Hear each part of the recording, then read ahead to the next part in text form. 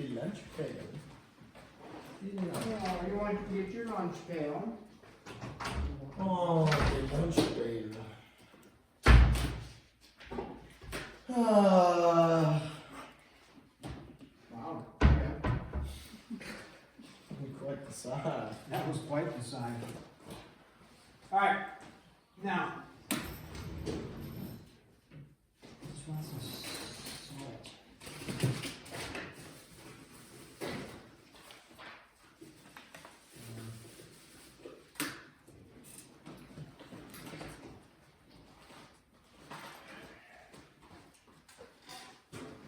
We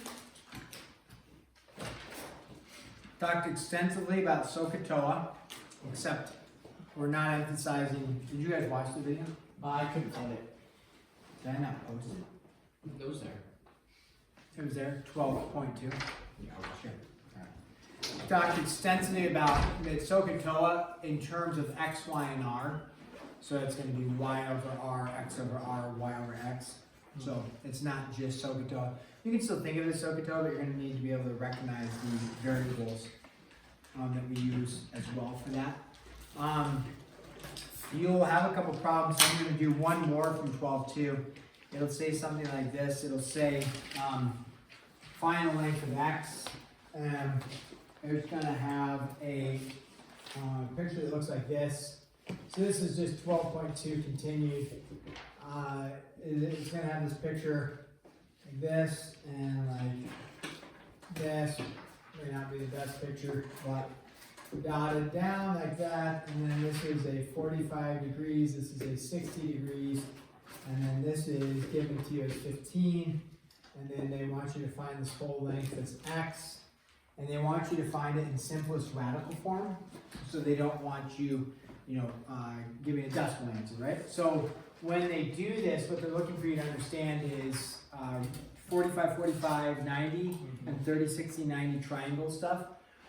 So if we look at this picture, we can understand that x is going to be made up of two sections, this section right there, and then this section right here.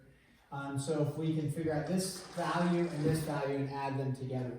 And they only give you one value of 15, and then they do give you any measure. So if we think about looking at this triangle, and we break it down like that, that's a 45 degree, that's a 90, taking this triangle, transposing it, that's a 45. This whole thing is x, but we could break it into, if you wanted to, like x of 1, x of 2, or give it a different value z, give it a different value y. That might be helpful. So we're really looking like, okay, I want to find out what z is. So in a 45, 45, 90 review, if the hypotenuse is 15, what's your leg or legs? They're the same because it's isosceles. Bigger or smaller? Smaller by how much? By root 2. So you're going to divide by root 2. So simplest radical is 15 root 2 over 2. Okay? So that's the value for z. Done. Then you're looking like, well, how am I supposed to find out what the 60 degree is, right? Because if you have this over here, we call that y, and that's 60 degrees, that's a 90. I know that this is 30 degrees. But this was 15 over here, but we don't know that we don't say that's 15, because this is not an isosceles triangle, the big thing, right? So, but what we do know is that if this is 15, we said 15 root 2 over 2. What do I know this one is then as well? This one is 15 root 2 over 2 because it's an isosceles, right? So therefore, transfer over there, that's 15 root 2 over 2. What I want to find out is my y. Well, how do I find out my y? Well, I have to remember in 30, 60, 90, what do I know about my hypotenuse? My hypotenuse is twice as big as the shorter side, and I know the picture doesn't do it justice, but this is your shorter side. Kind of messed up the drawing, but that's what just look at the angles. This is your shorter side, this is your longer side. The longer side is bigger than the shorter side by how much? Half. Root 3. Hypotenuse to shorter is half. Longer to shorter is root 3. So if this is my longer side, which according to the degree measure it is, not the picture drawn, this is bigger than this, therefore this has to be smaller. How do you make something smaller? Divide by root 3. So I have 15 root 2 over 2, right? Divided by root 3, which is the same thing as, you don't want to write it that way because that's confusing, multiplying by 1 over root 3, which means I need to put root 3 over root 3, right? And then the top, on the bottom, you're going to get, what does this turn into? 3. 3 goes into, right, so maybe, let's just show it. 15 root 2 times root 3 all over 2 times 3. 2 times 3. 3 goes into 15 how many times? 5, right? And then root 2 and root 3 is root 6. So you have 5 root 6 all over 2. And that's your value right there. So if you want to find your total value of x, you take 15 root 2 over 2 plus 5 root 6 over 2. And common denominator is already in place. Radicals are different, therefore you can't add. 15 root 2 plus 5 root 6, all divided by 2. There you go. So a little bit of work to get there, a little confusing because of all the radicals and things like that, but understanding 30, 60, 90, 45, 45, 90 is critical. Okay, so moving on to 12.3. 12.3 states for us trigonometric functions of general angles. So 12.2 was acute angles. We were only doing 45, 45, 90, 30, 60, 90, focusing on acute angles. Now we're going to transition into general angles because we know in any circle you have how many degrees? 360. Also in any circle though, you could have a 400, let's say a 400 degree angle, but a 400 degree angle on a circle, or like whatever, a 720 degrees, make it easy. 720, if I'm facing this direction and I do a 360, right? I end up in the same direction and I do another 360. I did a total of 720, but I'm still facing the same direction. So we will talk about like a 400 degree angle, but a 400 degree angle will relate back to like if I start, well, technically where I started like facing east on the, on the x-axis, but 400 degrees, I would go 360 degrees and facing the same direction, and then how many more degrees if I was doing 400? 360 and then 40 more degrees, right? And then I'd be facing that direction, which is the same thing as a 40 degree angle. So we'll talk about that as well. So general angles means, hey, we have 360 degrees in a circle, and we will be able to consider all of those, plus understanding that you could have a 400 degree angle, but that's the same thing as like a 40 degree angle. So let's go ahead and jump into discussing. We will write back up here. The book goes through and they reference these things for you again. So they say, hey, remember sine theta, not in terms of SOHCAHTOA, but x, y, and r is y over r. Cosine theta is x over r. And then tan theta is y over x. And then remember the reciprocal? Reciprocal of 1 over sine, what do we call that? Shorthand notation is cosecant. Good. Yeah. People want to call it what? Secant, which is understandable, but it's not. And that means 1 over. And then 1 over cosine is called secant. So it's not the inverse button on your calculator. The inverse button to the -1 on your calculator, that's not the reciprocal button. That's the inverse button. Don't make that error.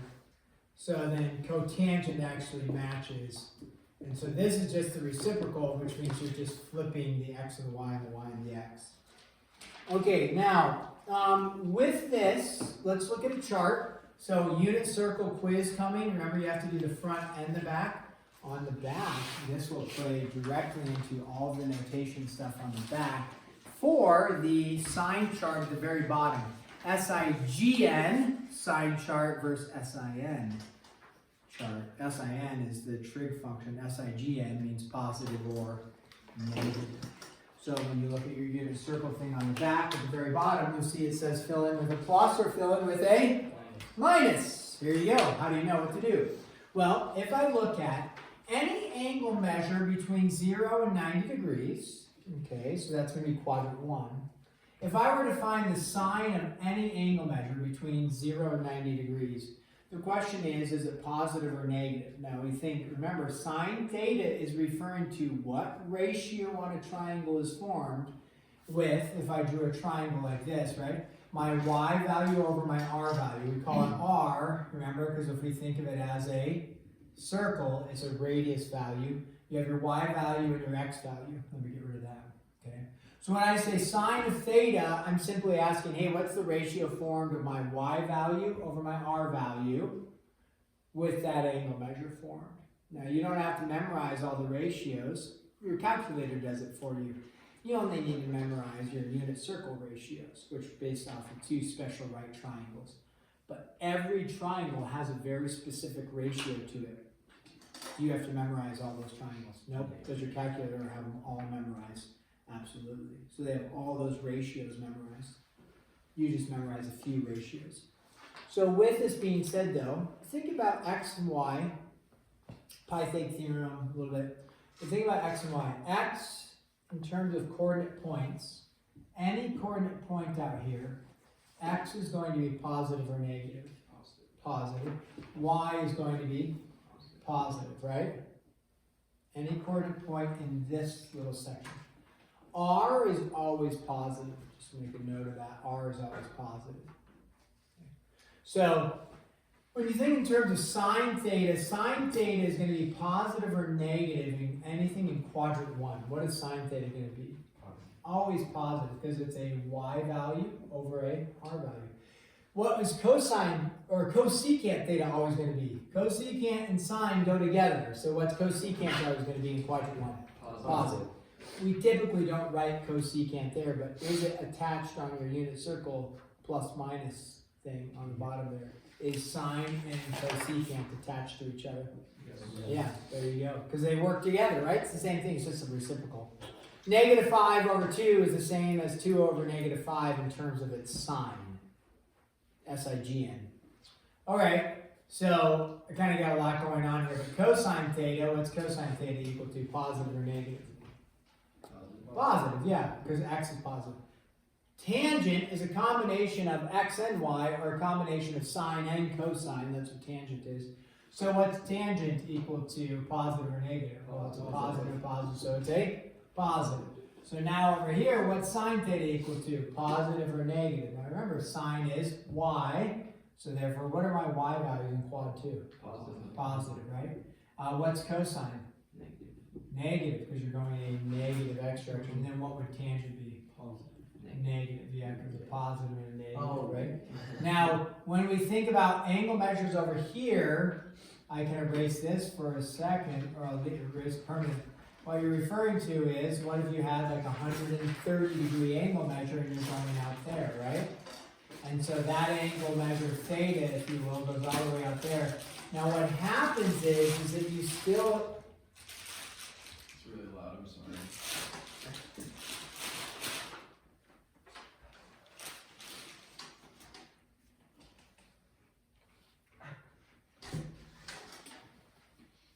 He had some of my wafers. What are they? White cheddar? Cheez-Its? It's chicken flavored. Oh. So what happens here is, as we go all the way over, notice what kind of a triangle is formed right there. A 90. And so that actually, whatever this angle is going to actually work with the same 90-degree ratio right there. They use that. So y is positive, x, anything going from here over here is going to be negative. So then what's sine theta all the way over in quadrant 3? If you did an angle measure all the way out here, sine theta, what are my y values here? Negative. Negative, negative for sine, what's cosine? Negative. Negative as well, so therefore what's tan? Positive. Right, and don't forget, cotangent would be positive as well. I'm not referencing those because they work together. Alright, what's sine theta here? Negative. Negative, what's cosine theta? Positive. Positive, and then what's tan theta? Negative. Okay, negative, good. So now you've got your chart filled out. Don't ask. Yeah? You just memorize that. But you just memorize if you know the y and the x's, it makes sense, or it matches. You don't have to look at the chart in the back and just memorize plus, plus, plus, plus minus, plus, plus minus, blah, blah, blah. Better to understand sine is positive, cosine is positive, you know, and why they are, because this is a y, this is an x, this is a y over x. Okay? So then, with that being said, let's talk about, we're going to have this discussion about a reference angle, okay? And having your calculator out can be beneficial. You won't have to have it, but it can be beneficial to plug in and see, oh, this is what it's equaling. Fascinating. Let's start with this on a XY plane. If I were to give a 30-degree angle like this, a 30-degree angle, we can make a right triangle there, which means we have a 30, 90, and what's our angle measure? 60. If I said our hypotenuse is 1, doesn't matter what it is because I'm going to be looking at the ratio. If the hypotenuse is 1, then the shorter side is 1/2. We're just going to focus on that aspect right now. So if I said we're going to give us a fairly straightforward one, what is the sine of 30 degrees? Remember, the sine of 30 is asking what ratio is formed with a 30-degree angle. And the ratio is, you can think of it as SOHCAHTOA, that's fine, opposite over hypotenuse, that's a nice easy way. Or you say, oh, it's y over r. So what's my y value? My y value is 1/2 over, what is it? 1. And if you remember last week, I talked about this, if you watched the video or were in here, it doesn't matter that this is a 1 and then 1/2. It's really convenient that it's 1 because then it's divided by 1 and it stays the same. But if you were to say, hey, well, what happens when I have, this is 10, well, what's the opposite, what's the shorter side? 5. So what's the sine of 30 degrees right here? It is 5 over 10, which is 1/2. It's always going to be 1/2. So when we talk unit circle stuff, you think of the radius or the r value always as 1, just because it makes it easier dividing by 1. But it doesn't matter. Your radius could be 10. And you're going to get the same ratio. You don't get the same lengths, you get the same ratio, because it's a comparison. Okay, so sine of 30, we understand the sine of 30 is always going to be 1/2. You plug it into your calculator. Also, a pro tip is when we're working, we're going to be working with degrees, except you're memorizing the pi in there. Those are called radians. You're only going to be working with degrees in terms of chapter 12. Chapter 13, which we probably won't get to, that discusses how to use the radians, but it's the same thing. It's just a different way to look at an angle measure. But to make sure you're in degree mode on your calculator, hit sine of 30. You know sine of 30 should always give you 1/2. If it gives you something else, it means you're in radian mode or gradient mode, some other wrong mode for what we're trying to do. Okay, so sine of 30 is 1/2. Now, since you've got, a few of you have your calculator out, all of you should if you want to engage in the learning process. Sine of 30 is 1/2.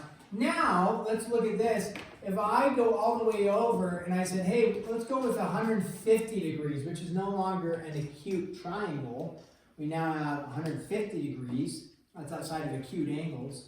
What's the sine of 150? 1/2. Okay, 1/2.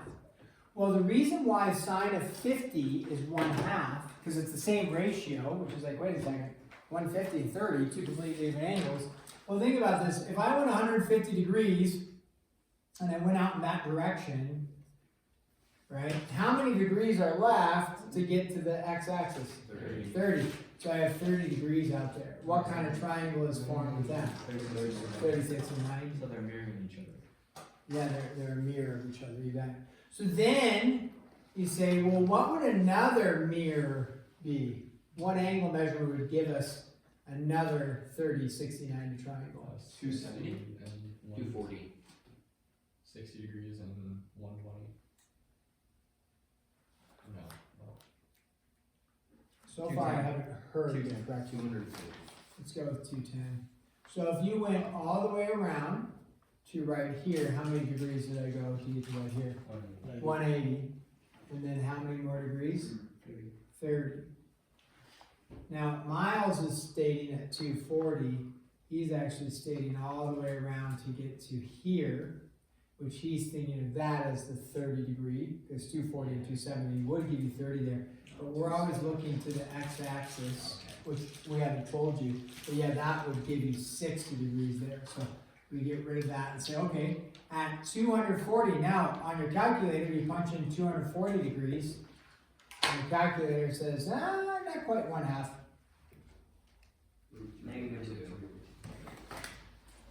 Oh, the sine of 240, right. I'm sorry, I actually meant, which proves that it wasn't 1/2. I meant to say 210. I was thinking about Miles' statement of 240.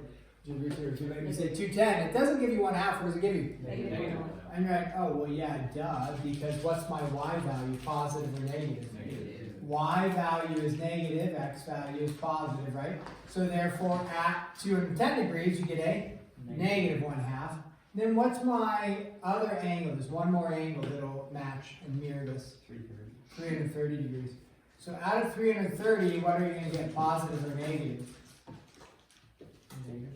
Negative, because you're in quadrant 3. Y value is negative. And you still have 30 degrees on there and 30 degrees on there, but to get all the way around, you go 330 degrees.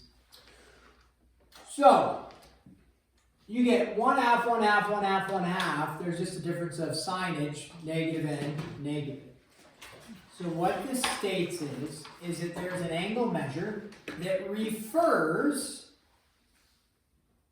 so it's called a reference angle. It refers to 3 other angles on the circle. So you have one angle measure, in this case, that refers to all the other, or to 3 other angle measures.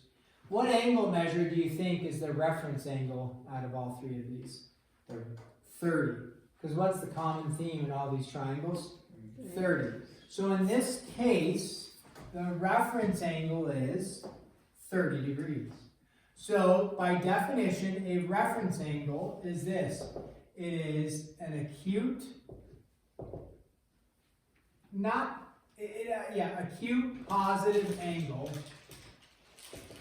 Technically, an acute angle is positive, but you might have a negative 40 degrees, and then people are like, oh, that's my reference angle. No, it's always a positive. So acute positive angle formed between the terminal side, and then this plays into what Miles was stating, and the x-axis, not the y-axis, which is what Miles did there, which made sense, but now you're getting the definition, always the x-axis. So when we look at this, there's just a bunch of right triangles, and a right triangle is always going to be between 0 and 90, but you can have other angles that are 150, but they're always going to make a right triangle between the terminal side and the x-axis. Between the terminal side and the x-axis, between the terminal side and the x-axis.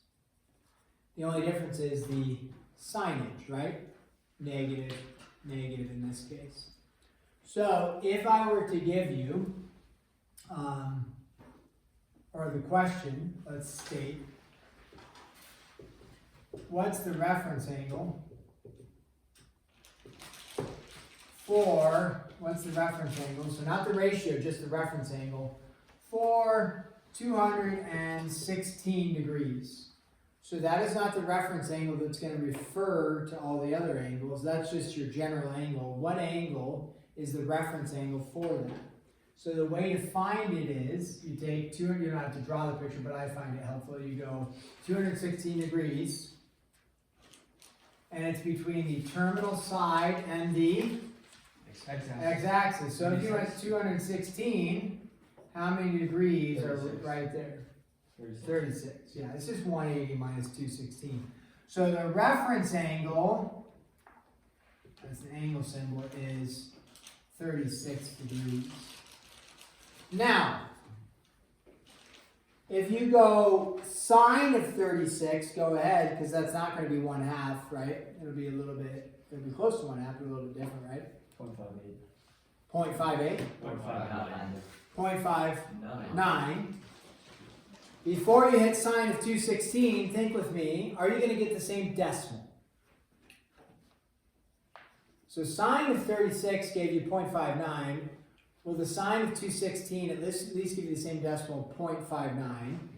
Yes, but what's going to be slightly different? Negative sign. It's going to be negative. Yeah, the sign, the S-I-G-N. Good. So you punch in sine of 216, right?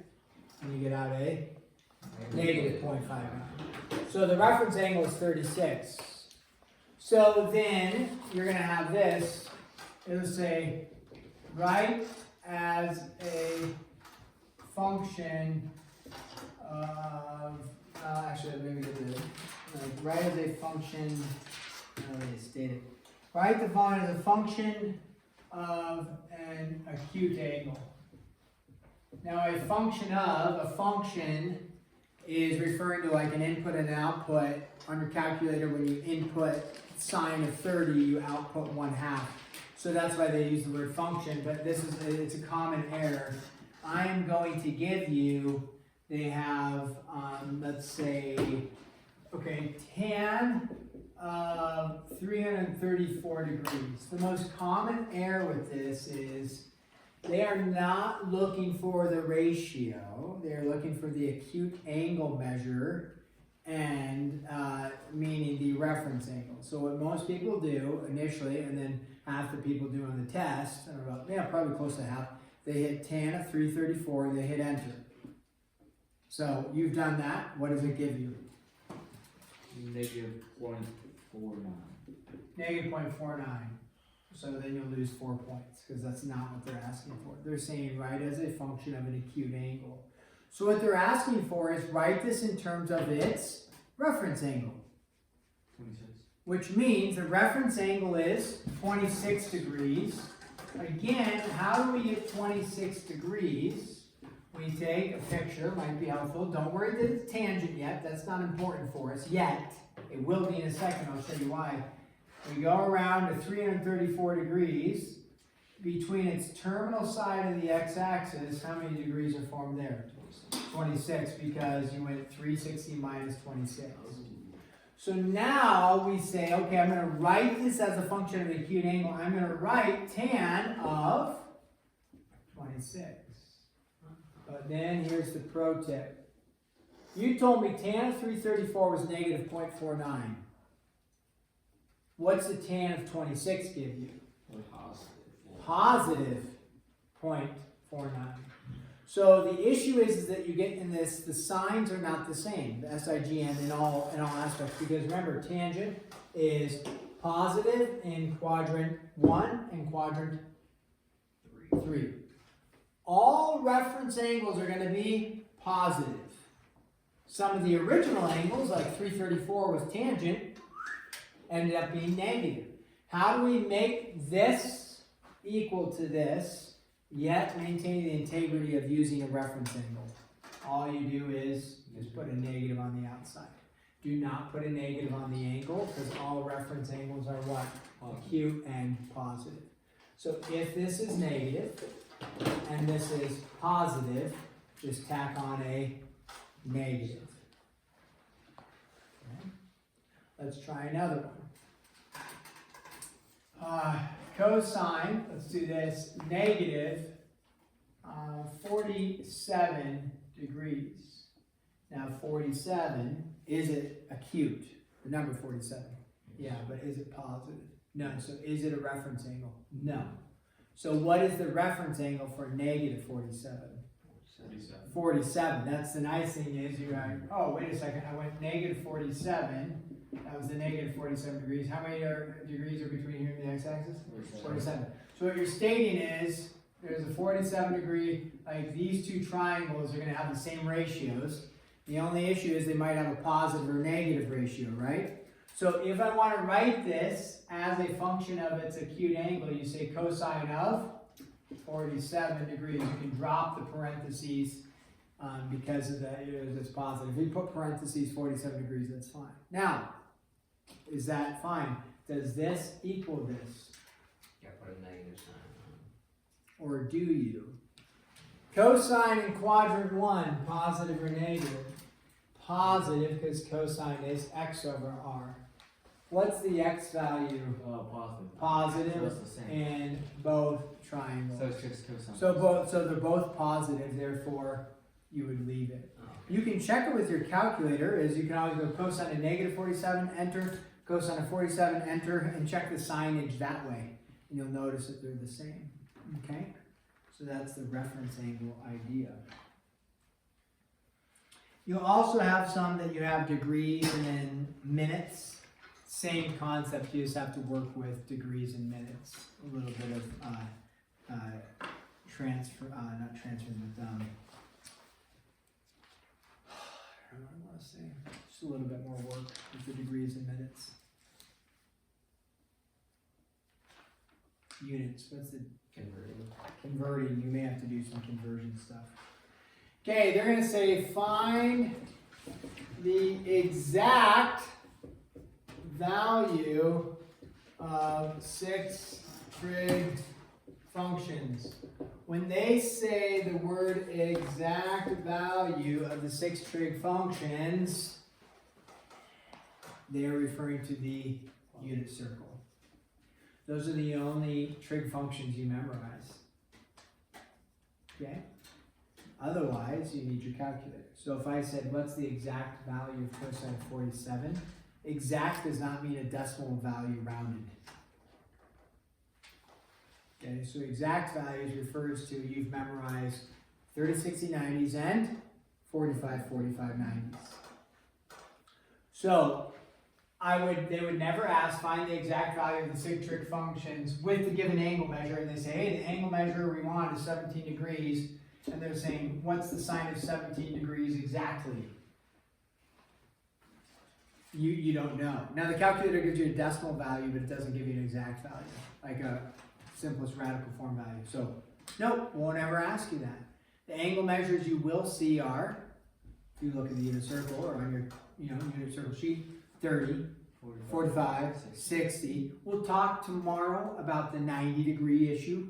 But then you'd have, what's the next round? 120, 135, 150. We'll skip the 180 because that's a unique one. And then 210, 225, 240, right?